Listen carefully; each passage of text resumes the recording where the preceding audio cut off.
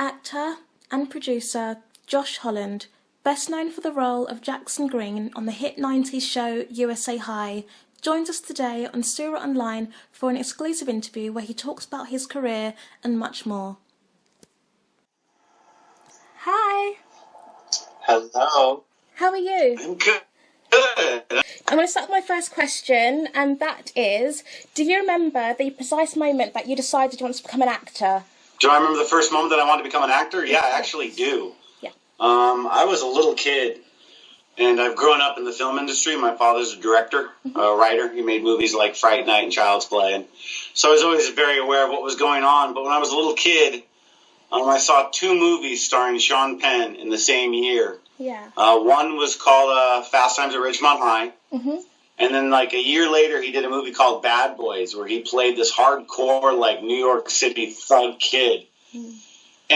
And when I realized that it was both the same guy, like Jeff Spicoli was the guy in Bad Boys, yeah. For whatever reason, that was the moment it connected to me that you could play characters and disappear into somebody. Oh. And it all of a sudden seemed like a really awesome, amazing thing to try and do. And that's when it really clicked for me that was something I wanted to do. I wanted to play characters. And then as I started doing it in school, elementary school, like theater programs and that kind of stuff, I really started to love being somebody else. Playing another character, getting to be someone other than myself is an experience. So I fell in love with the craft of acting first that way, and it wasn't until many, many years later that I actually thought about it professionally, right. Like trying to become an actor on TV or anything like that. But that was the first moment. So I must have been maybe 10, 11 years old. Wow. You know, and then when I first saw Sean Penn do that work, and I was like, wow. And then there's also a movie called Taps with Tom Cruise that Sean Penn was in as well. Yeah. Around that time, where he played a military guy, Timothy Hutton's best friend in the movie. Mm-hmm. And I think it was Tom Cruise's first film. He had like a small part in it. But again, that was another character where it was all so opposite. It was the same guy, and that thought just kind of blew my mind. Yeah, yeah. And as you mentioned, your dad is in the industry too. So did he support you when you wanted to be an actor? And also, how important do you think it is to have family support in the industry? You know, he didn't support me, actually. Oh. He knows how hard it is. And so, yeah, as a parent, you want your kids to have the best life available to them. And being an actor, even if you're working and doing well, on a good week, you get told, no, you're not right or not good enough 5 to 10 times. I mean, being an actor professionally is a ton of rejection. Yeah. So you have to have a thick skin and be a well-adjusted person for it, to have it not let it truly affect you, like make you feel bad about yourself. Mm-hmm. And then there's the other side of just making a living, you know, being able to support yourself. I think every parent wants their kids to have the best of everything. Yeah. So I think my dad, you know, he just didn't want his kid to have any of those hardships or go through it. But then once I got my first show and he started seeing some of my work, you know, he changed his tune. He was like, well, obviously you love it and you're good at it, so, you know, I'll support you. And then he started actually putting me in some of his films, like Stephen King's Thinner and a couple other things. Yeah. And one thing I noticed is that you sing quite a lot in the roles that you get. So what would you say is more important to you, singing or acting? Acting. Ironically, singing was a happy accident. Peter Engel, who was the executive producer, creator of USA High, had such successful shows with California Dreams. Mm-hmm. So one day he came to set and he pulled me aside at the end of a rehearsal, and he's like, do you sing? And I was like, I don't know. I mean, in the shower. So a guy named Steve Tyrell, who was a big music producer, and he had done all the music for California Dreams, and he also did like Jamie Walters and 90210. And so he was he was like the best guy for that stuff. So one afternoon after USA High rehearsals one day, I drove over to his recording studio and put some demo tracks down, and they weren't that bad. I mean, it was good enough for the show. And so that's how it started. I sang it once, everyone listened to it and went, yeah, okay, we got something here. And that began the process of singing on USA High.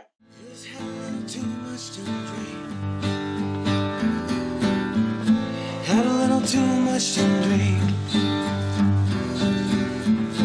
Had a little too much to drink.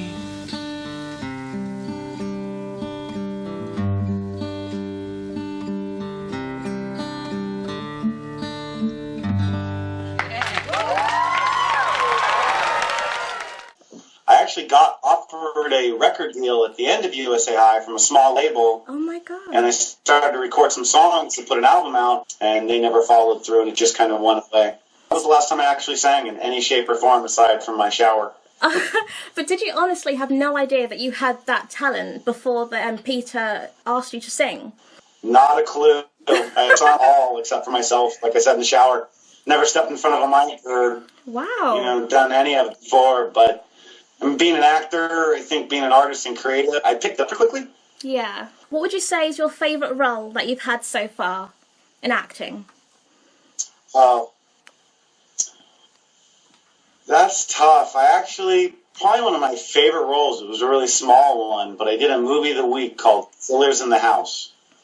And the reason I liked it is because I got to be a real character. At the time I was USA High, and I had the blonde tipped hair and all that stuff. And they let me dye my hair dark brown, and I got to grow a beard and do some crazy hick accent. And that was a lot of fun for me. It was the first time I ever really kind of physically transformed myself. Yeah.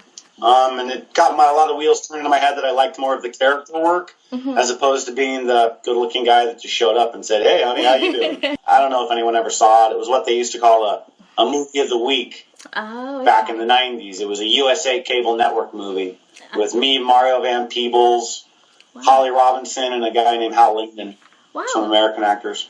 Okay. USA High was filmed in front of a live audience. So would you say there's any surprises that happened during filming in front of a live audience? Like anything that unexpected that happened that you'd like to share? The greatest thing about shooting in front of a live audience, especially with comedy, is they tell you if your jokes are working or not. Oh, yeah. I mean, it's immediate feedback. So the cameras are there, and you can write a joke, and if it falls flat with the audience, they'll stop filming, and literally the writers will come on stage, and we'll all confer from it, and they'll try and come up with a better joke or a better delivery to make it better. And that's part of the process of sitcoms. Oh, no way. So in that sense, it was always great. Plus, a live audience, it's an energy and a rush you don't get if you do a movie or even a 1-hour drama on TV. Yeah. Where it's just the crew and the camera right there. So it was really exciting, and I really I'd almost get like that nervous energy before every taping of USA High. And so it was, it was an experience. The live audience made it more fun and different than any other kind of experience in front of a camera, for sure. And at the same time, I was on Sabrina the Teenage Witch, which didn't have a live audience. So the only time you heard laughter was when they put the laugh track in on top of the show. So when you did Sabrina the Teenage Witch, you didn't know if the jokes were really funny or not, because the crew on set, of course, was always like, all right, they like it, but they've heard the same stuff for 7 years. Yeah. So I always appreciated going and doing USA High because we had that live audience of 400 people every time we taped. Oh my God. It was a really large group. You really knew if you were funny or not. It was cool. Wow. You didn't know what you were in for when you decided to do acting as a full-time job. So would you say there's something that you were surprised to find out as an actor that you didn't expect that actors go through? Like, is there anything like that you can kind of share? Honestly, my early 20s, and just the hours, the workload was one of the first surprising things. I mean, if you're doing a 1-hour drama, you're working 15 to 16 hours a day, and you're doing it 6 weeks. Say hi, it was a sitcom. That was one of the easier schedules because you'd rehearse 3 days, block the cameras, and get them all figured out on the 4th day. Yeah. And then the 5th day, you'd actually shoot the episode. Yeah.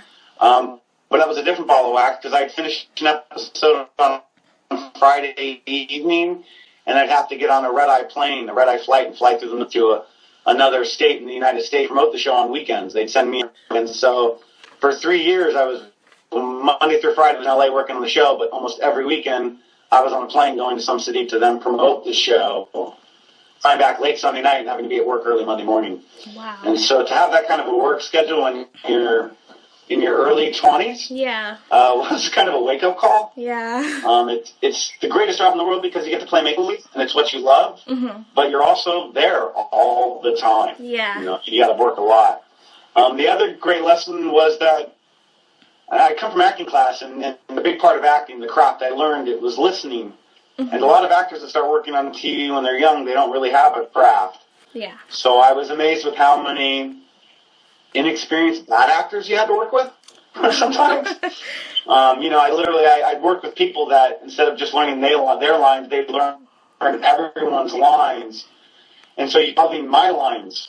When I do a scene with them, you could see their lips moving, and they were saying all my lines, so they knew when their line was coming up. It's a very strange experience. What else? That was it. And probably the other greatest thing I learned was working when you work as an actor, for me personally. Yeah. It was more fun and more awesome than I was just a kid and actor. It turned out to be even more cool and more fun, and it truly did feel like a drug. It was really cool. Cool.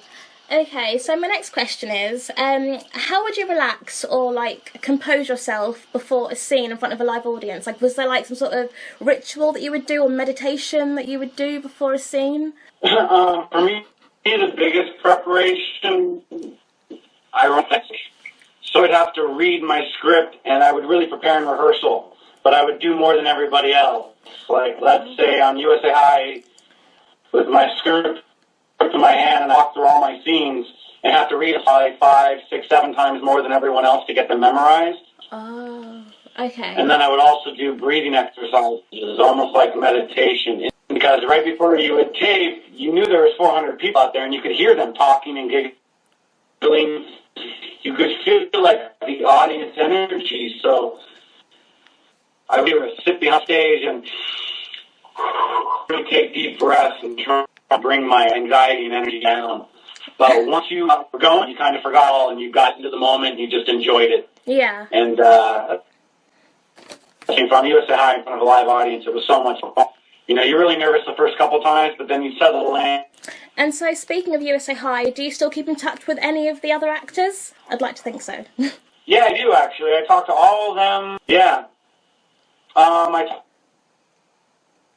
And I interact with James Maddy and Thomas Magyar on social media all the time. Oh, good. I still talk to William James Jones. He just became a doctor of all things. I guess a psychologist now. Oh, my God. Comedy Dreams. He came on the last season on USA High. So, yeah, I still talk to all of them pretty much. The direct court cast, Elaine Holland.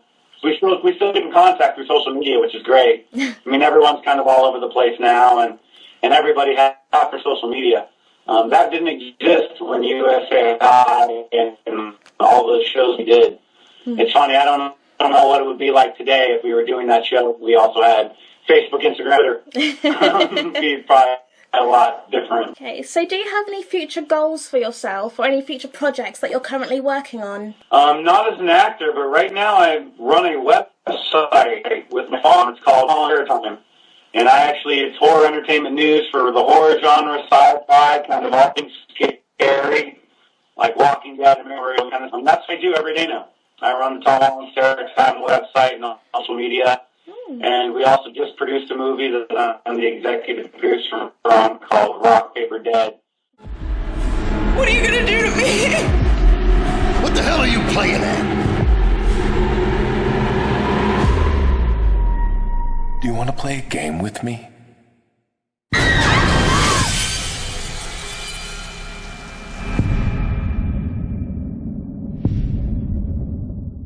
Starring Michael Madsen and a kid named Luke McFarlane from the sci-fi series Killjoy. So that's really, I'm moving behind the camera. I'm producing and running this website now, and I just want to keep from behind the camera though instead of in front. Yeah. I'm glad you brought that up because my next question was actually about you being a producer. So I was going to say, do you prefer being a producer than an actor? I loved acting because it was really like getting to play. But as reality TV came around, it got a lot harder to make a living at it. Yeah. And growing up in the industry, I'd always met friends of my father's who were actors and maybe had a great career early on in their life. And then they were, in their 50s or whatever, and talking about getting a call back on a commercial, and that was like the best thing they had going on, and that wasn't enough for me. So just the volume of work available to actors was cut in half. So it was just a numbers game, an odds game, and I figured, well, there's no more work anymore, really, and I'm getting older, and I don't want to be sitting around 20 years from now talking about a crust callback. So I figured I'd be more proactive and just make the decision to change and try to find other ways to be creative, but make a living and have fun still. I miss acting the most because that was the most fun. Yeah. But it's a tough business, so I just made the decision not to be that guy who tried to spend 30 years trying to capture success in his 20s. What advice have you ever received that you think was the best advice, and what advice would you give to people that want to pursue acting? The best advice I would give to anybody who's young that wants to act, first off, don't pay money for headshots or an agent. That's the biggest scam in the industry is people say, hey, give us money and we'll make you a demo reel. We'll represent you. That's a known scam. A real talent agent won't ask you for any money and won't charge you for anything. But again, if you're young and you want to act, I wouldn't think about it professionally first. I would get involved in your high school drama department or your community theater. Learn how to memorize lines, play characters, stand in front of a stage of people, and be really comfortable and confident with yourself. And if you do all that and you feel at home, then start to try and get auditions and see what the professional world is like. Yeah. They're two very different things. The business of acting has nothing to do with the craft of acting. It's a weird thing, but you have to have both if you want to be a professional actor. Everything I learned in acting class and on the stage didn't really help me in auditions. It's a weird thing because you're not acting with another actor. You're usually working with a casting director. So it doesn't give you anything to work with as an actor. So you really have to be confident and make the choices and almost hear it in your head and do what you would do in the scene and not care that you're not getting anything from your partner. Where in acting, in class, you're taught to listen. For every action, there's a reaction. So when I say something, you say something back to me. That's what acting is, but it doesn't apply in the professional world. So I would fall in love with the craft of acting and get good at that, because you have to be good at that. Some people don't take acting class and they just start auditioning, and they may get jobs, but they never actually learn how to act. That's what I was talking about when I would find myself on television shows with people that would get an acting job, but they weren't actually a very good actor. And it was like, wow, some people are really good at auditioning and can't really act to save their lives when it comes to it. So, I mean, there were people like Robert De Niro and Al Pacino both said they were horrible auditioners. I mean, that's why they both focused on the stage in New York City when they were young and got discovered on stage. Right, yeah. Well, that's great advice. And also, I want to end it with my last question, which is everybody has a legacy. And so if you're remembered as just being Jackson from USA High, which is a great role, would that bother you, or would you rather pick another role that you've done to be remembered for? No, I'd be fine with what anybody wants to remember me for as an actor, because it means whatever I was doing connected with them on some level. Yeah. You know, I mean, I was even aware of it on USA High and Malibu and Sabrina. I knew I was making people laugh. Yeah. So, I mean, what's better than making someone laugh and forget about what they're doing for a half hour a day? I mean, even in my early 20s when I was on the show, I was aware of that. And I really thought that was an awesome thing.